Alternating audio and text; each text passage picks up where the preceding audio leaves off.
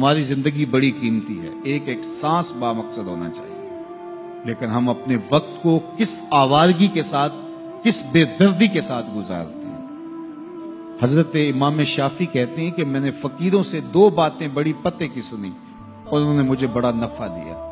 کہ بہت بڑے بزرگ ہونے کے باوجود، اتنے بڑے عالم اور فقیہ ہونے کے باوجود، یہ درویشوں کی صحبت میں جا کے بیٹھتے تھے۔ حضرت امام احمد بن حنبل کو کسی نے دیکھا کہ حضرت بشر حافی کے پیچھے دوڑ رہے ہیں، تو کسی نے کہا اتنے بڑے امام ہو اور اتنے بڑے فقیہ ہو، اس فقیر سے کیا ڈھونڈتے ہو، بشر حافی سے کیا تلاش کرتے ہو؟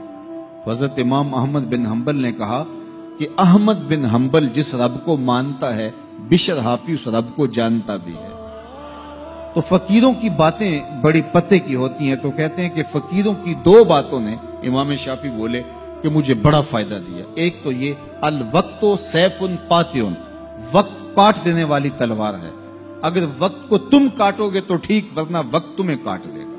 اب تمہاری مرضی ہے کہ وقت کے گھوڑے پہ تم سوار ہو کے اپنی مرضی سے وقت کو چلاؤ، یا پھر تم وقت کے رحم و کرم پہ ہو اور اس کی موجیں تمہیں جس سمت چاہیں بہا لے جائیں۔ اب تمہارا اختیار ہے کہ تم اپنا وقت کیسے گزارتے ہو۔ دوسری بات جس نے مجھے بڑا نفع دیا وہ یہ کہ اپنے آپ کو نیکی کے کاموں میں لگا دو، ورنہ نفس تمہیں برائی کے کاموں میں مشغول کر دے گا۔ اپنے ارد گرد تانا بانا ایسا بن لو، اپنے حالات ایسے بنا لو، اپنی دوستیاں ایسی وضع کر لو کہ تم نیکی کے ماحول میں رہو، ورنہ شیطان برائی کے اندر مبتلا کرنے میں دیر نہیں کرے گا اور نفس تمہیں جو ہے وہ شر میں مبتلا کر دے گا۔ تو فرمایا کہ کسی شخص کے اسلام کا حسن یہ ہے کہ وہ بے مقصد کاموں کو چھوڑ دے۔ ہم تو بعض وقت بیٹھتے ہیں تو گھنٹوں بے مقصد بیٹھے رہتے ہیں اور قیمتی سے قیمتی وقت ضائع کرتے ہیں۔ حضرت اویس کرنی رضی اللہ تعالیٰ عنہ کو حضرت عمر رضی اللہ تعالیٰ عنہ اور حضرت علی المرتضی رضی اللہ تعالیٰ عنہ ملنے گئے، حضور کا سلام دیا، حضور کا پیغام دیا، اللہ اکبر۔ تو ویسے کرنی تو تڑپ گئے نا، چشمان سے آنسو ہیں اور بار بار پوچھتی ہیں میرے حضور کے لبوں پہ میرا نام کیسے آیا تھا۔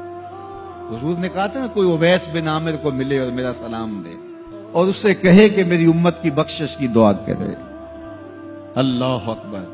تو یہ ملنے گئے حضور کی وصیت اور حکم کے مطابق، حضور کا سلام دیا، تو یہ بار بار کہتے تھے حضور کے لبوں پہ میرا نام کیسے آیا، اللہ اکبر۔ تو جب یہ تڑپ دیکھی تو کہا اتنی محبت اور اتنا پیار تو حضور کو ملنے نہیں آئے، حضور کو دیکھنے نہیں آئے۔ تو حضرت اویس کرنی فرمانے لگے تم نے میرے حضور کو دیکھا ہے؟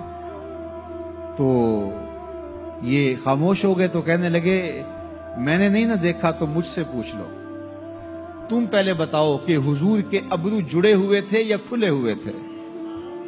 اللہ اکبر، تم نے تو حضور کو دیکھا ہے تو ذرا بتاؤ نا۔